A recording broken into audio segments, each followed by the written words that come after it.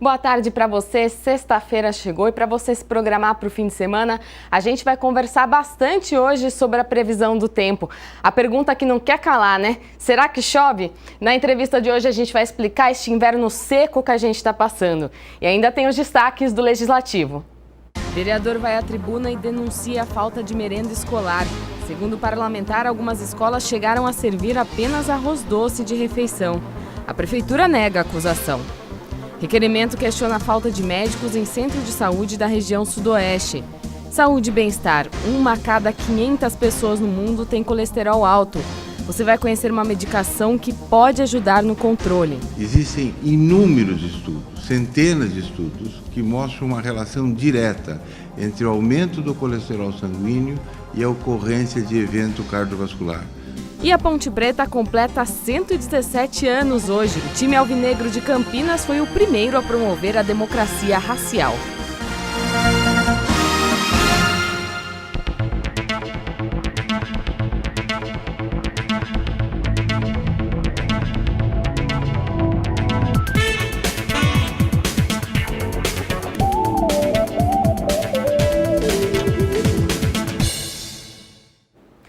Na última sessão, o vereador Pedro Tourinho foi à tribuna para fazer uma denúncia sobre a falta de alimentos na merenda das crianças em escolas municipais.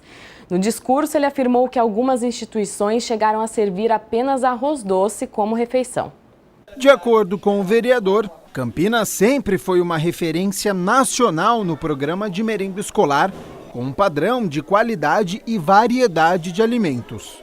Mas, recentemente, por causa da crise, a prefeitura fez algumas trocas na merenda, prejudicando a saúde das crianças. Vendo, o cardápio semanal da prefeitura, da alimentação escolar da prefeitura municipal, que agora virou regra na merenda escolar de Campinas, servir arroz doce como única oferta alimentar para as crianças da nossa escola. Eu repito, ao invés de comer arroz, feijão, carne, de comer verduras, legumes, frutas, vários dias da semana, as crianças da nossa cidade estão tendo como única oferta arroz doce.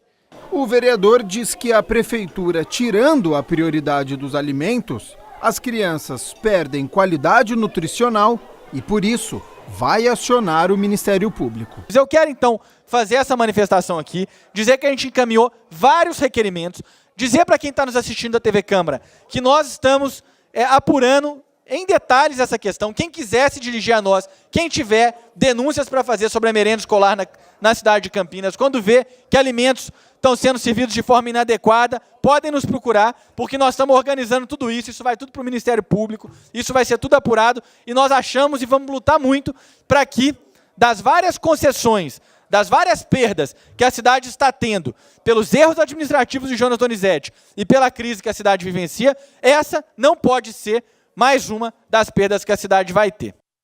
A gente entrou em contato com a prefeitura, que negou esta denúncia do vereador. Em nota, o executivo respondeu dizendo que a merenda escolar é servida a 618 escolas municipais e estaduais e é considerada uma das melhores do estado de São Paulo.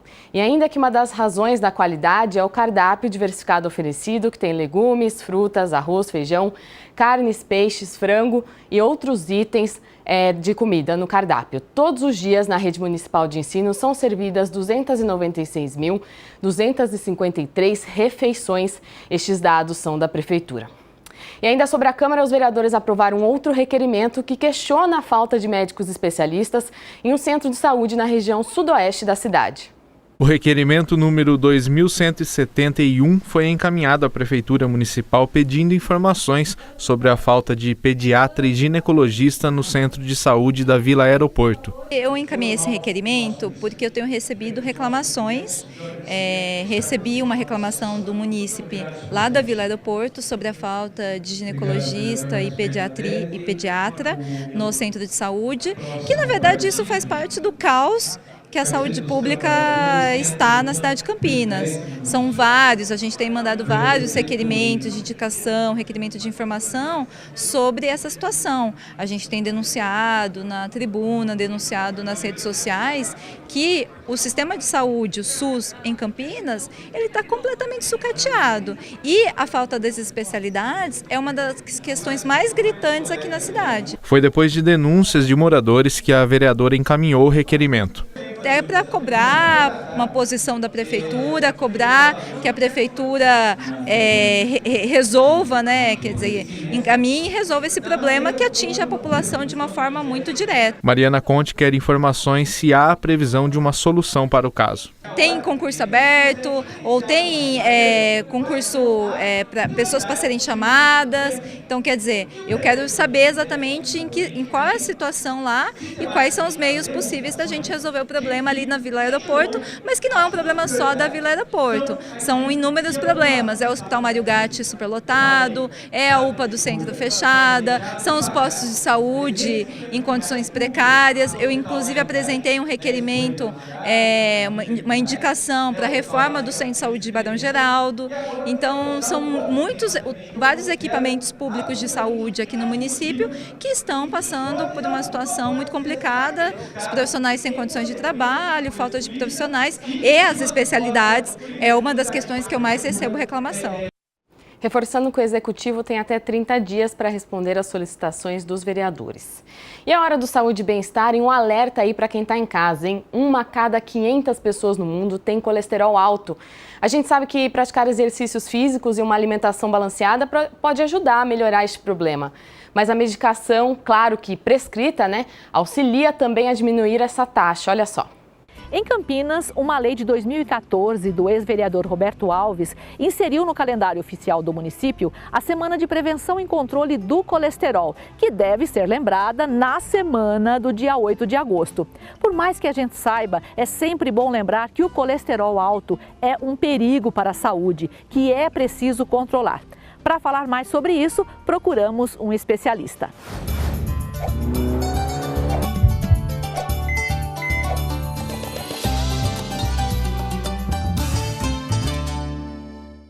Bom, aqui nós temos que posicionar bem.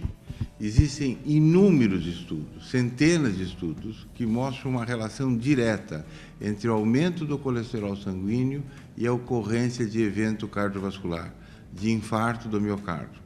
Portanto, o colesterol é um dos principais fatores de risco, juntamente com o tabagismo, com a hipertensão e com o diabetes, para a ocorrência da doença aterosclerótica, que pode levar ao infarto e ao derrame. Quais as novidades no controle do LDL, também conhecido como colesterol ruim ou mau colesterol? Nesses últimos 20 ou 30 anos, diversos estudos demonstraram que a redução do LDL colesterol reduz a mortalidade por doença cardíaca. Mais recentemente, 2 estudos mostraram que o nível do colesterol menor do que nós imaginávamos é melhor ainda para reduzir. E agora nós temos um novo medicamento que reduz mais ainda o colesterol e, com isso, reduziu mais ainda a ocorrência de eventos como infarto e derrame. Portanto, a redução do colesterol com o medicamento mudou a ocorrência dos eventos cardíacos. De acordo com pesquisa recente realizada pela Sociedade Brasileira de Cardiologia, 41% da população não se preocupam com as taxas de colesterol e 11% nunca fizeram o exame. O mesmo estudo mostra que 40% da população adulta no Brasil tem colesterol elevado. Significa dizer que mais de 57 milhões de pessoas podem ter um infarto ou um AVC a qualquer momento, já que as doenças cardiovasculares matam cerca de 350 mil brasileiros por ano. Que conselho o senhor daria? Se o seu médico identificou que você tem risco de ter evento cardíaco e recomendou a utilização de medicamento para o controle do colesterol, faça esse controle com esse medicamento por longo prazo e não suspenda até o seu médico dar uma outra orientação. E nós ficamos por aqui. Até o próximo. Tchau!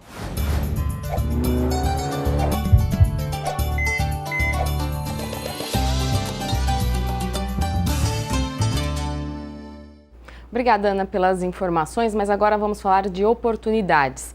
A Prefeitura de Campinas, em parceria com o governo federal, abriu inscrições de 350 vagas gratuitas de cursos do Pronatec. São 12 cursos à distância. As inscrições podem ser feitas até o dia 18 de agosto.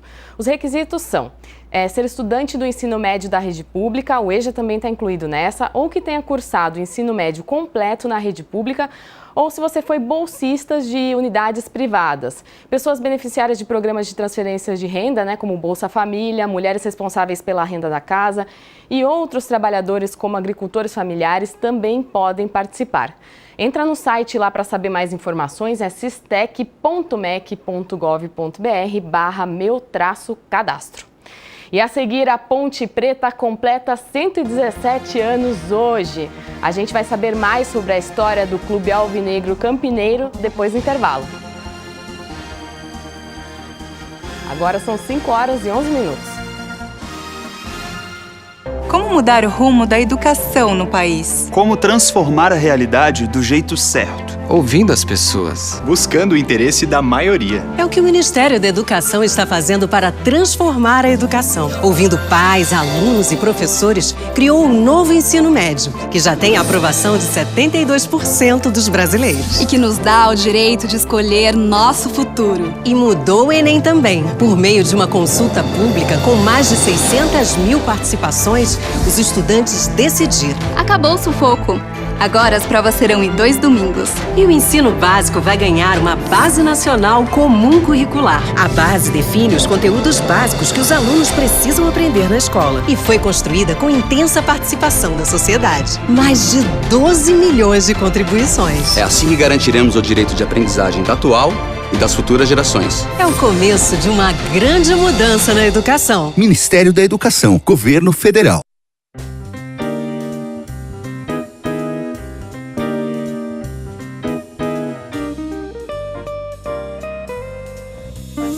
A política verdadeira vai ser uma política que seja realmente honesta. Quando você não tem honestidade na política, você tem um desvio da finalidade dela, que é uma das atividades mais nobres do ser humano, porque é pela política que as pessoas escolhem os seus caminhos. Então, quando você não tem política, quando você não tem política democrática, política hoje só faz sentido se for democrática, se não for é prepotência, não é política. Quando você não tem política democrática, as pessoas não têm espaço de florescer, de fazer diversidade crescer, de enriquecer a sociedade humanamente. Então, por isso que a política não pode ser o contrário da honestidade.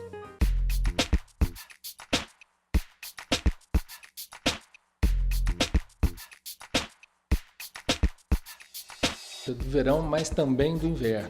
Esses são os dois períodos onde a gente tem uma incidência maior da conjuntivite. E nas conjuntivites, a gente fala da conjuntivite, a conjuntiva é uma membranazinha muito fininha que recobre o olho. Então toda essa parte branca que a gente tem dos olhos está coberta com conjuntivite. Toda vez que a conjuntiva fica avermelhada, a gente chama de conjuntivite.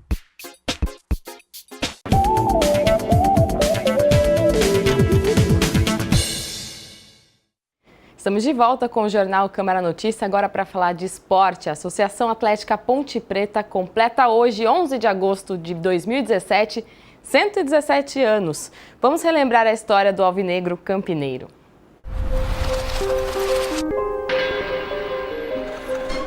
Fundada por estudantes do Colégio Culto à Ciência no dia 11 de agosto de 1900, a Ponte Preta já mandou o recado logo de cara. A primeira democracia racial no futebol brasileiro. Miguel do Carmo foi jogador titular do primeiro elenco pontepretano, ainda no ano de fundação. Em seguida, em uma época em que o conceito de racismo mal era conhecido, diziam que a torcida era formada por macacos. Hostilidade que foi transformada em orgulho. Parabéns, macacada! Em 1948 foi inaugurado o estádio Moisés Lucarelli. Na época, o terceiro maior do Brasil, perdendo apenas para o Pacaembu, em São Paulo, e São Januário, no Rio de Janeiro. Foi o primeiro time do interior do Brasil a contratar jogador estrangeiro. Teve na década de 70 e 80 equipes que são consideradas até hoje uma das melhores do país. 117 anos de muitas histórias. Parabéns, Ponte Preta! Parabéns para Ponte Preta e para todos os torcedores da Macaca. Olha só, agora vamos falar de serviço. Atenção, que tem interrupção do abastecimento de água domingo em 22 bairros da cidade, das 8 da manhã até as 2 da tarde. Vamos ver a lista desses bairros. Chácara João Herman, Vila Del, Vila José Matar, Vila Martini, Parque Imperatriz Leopoldina, Vila Valverde, Jardim São Domingos Sávio, Jardim Dom Bosco, Taquaral, Jardim Brasil, Vila Rossi Borg, Vila Macardi, Guanabara, Vila Nova, Vila Andrade Neves, Jardim Botafogo, Vila Santiago, Jardim Santo Antônio e Vila Sagrado Coração de Jesus, além de parte da Vila Itapura e do Jardim Botafogo. O Hospital Renascença também pode ser afetado, mas a Sanasa vai disponibilizar um caminhão-pipa se for necessário. Olha, o telefone 24 horas de emergência da Sanasa é 0800 772 1195, está aparecendo aí na sua tela.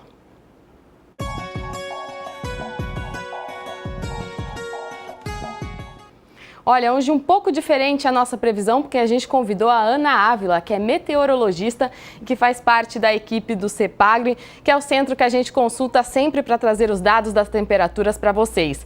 E a gente vai explicar um pouco, né, Ana, dessa situação deste inverno bem seco que a gente enfrenta. Então, seja bem-vinda ao nosso jornal. Boa tarde. Boa tarde.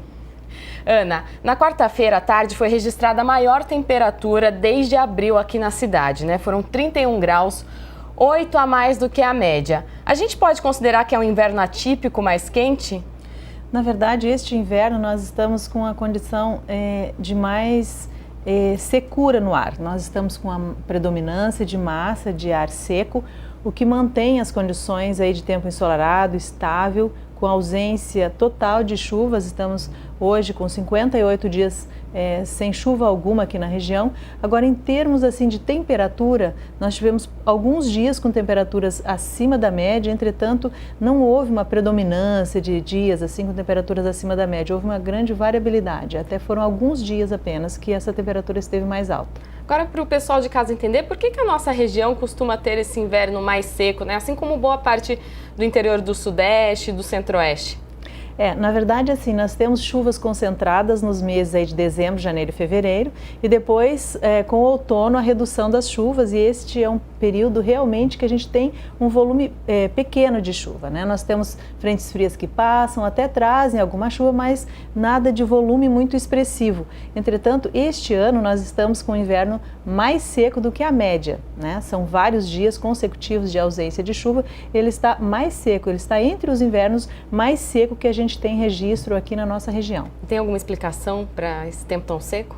Na verdade, assim, as massas, elas estão muito intensas, as massas de ar seco, com uma predominância muito intensa na nossa região, e as frentes frias até passam, mas com pouca atividade chuvosa. Na verdade, um pouco de nebulosidade, até no litoral, e chuviscos, mas aqui na região mais afastada, nós estamos com essa condição de mais tempo mais seco, porque as frentes frias não conseguem romper essa massa de ar seco que predomina vários dias na região. Agora, quando a gente fala de tempo seco, a gente fala da umidade relativa do ar, né? Muita gente reclamando dessa danada da umidade relativa do ar. Nós tivemos alguns dias aí que ficou abaixo dos 20%, num estado de alerta mesmo. Para a gente entender como se mede essa umidade relativa do ar.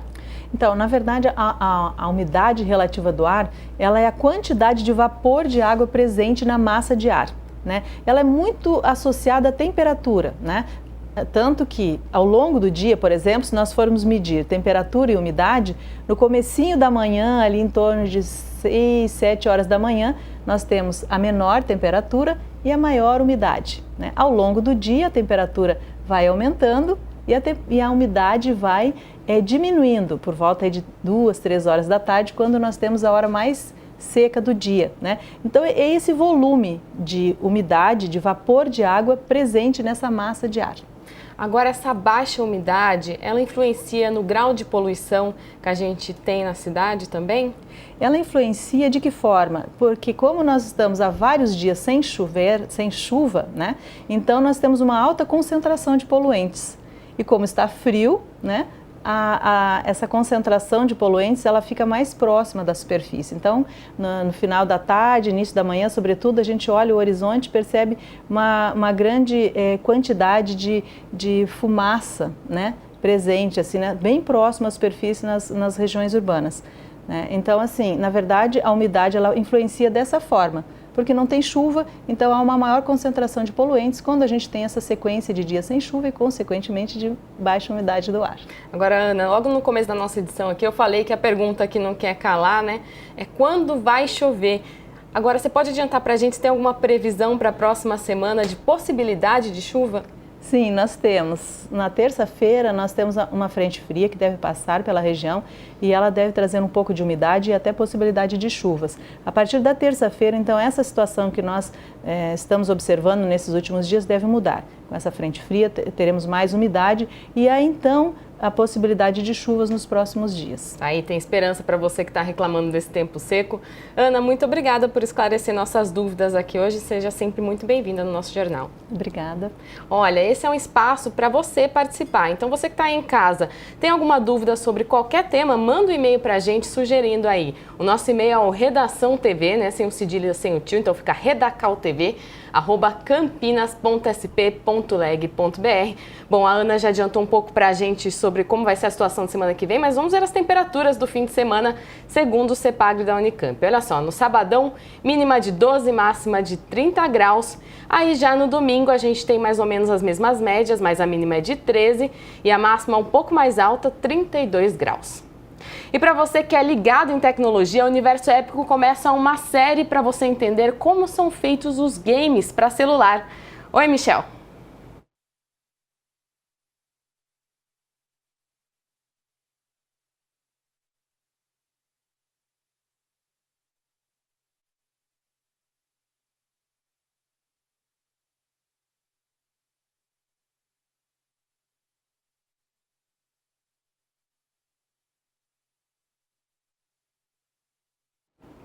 Essa edição fica por aqui. A gente teve um problema aí com a chamada do Michel, mas o Universo Épico é amanhã, às 14h, viu? Um bom fim de semana para você e até segunda-feira, se Deus quiser.